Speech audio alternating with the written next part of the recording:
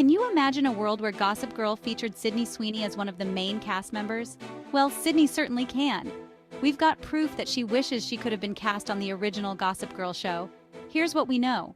According to Brainy Quote, Sydney once spoke super highly of Gossip Girl, saying, "Serena and Blair from Gossip Girl got to wear such awesome outfits, and being on a show like that, where you're getting to wear incredible designers all the time, would be a lot of fun." It's true that Serena and Blair got to dress up in the prettiest clothes in every single episode of the show.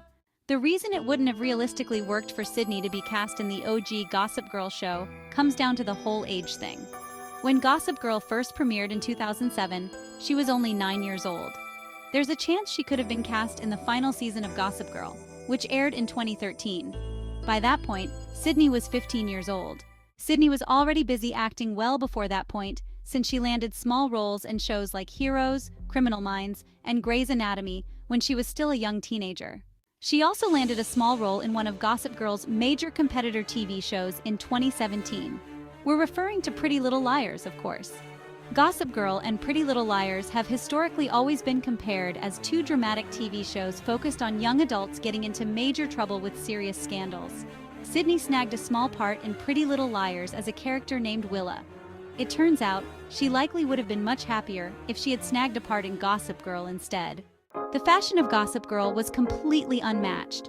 Serena and Blair wore outfits that are still highly revered and beloved to this day, even though the show came to a conclusion a few years ago. Serena was played by Blake Lively, and Blair was played by Leighton Meester. No one could have handled the roles of Serena and Blair better, given their perfect age ranges at the time. But can you imagine if Sydney was at the right age back then to take on one of those coveted roles? Even smaller Gossip Girl roles like Ivy Dickens, Lola Rhodes, or Eva Coupeau would have worked for Sydney if she was older back then.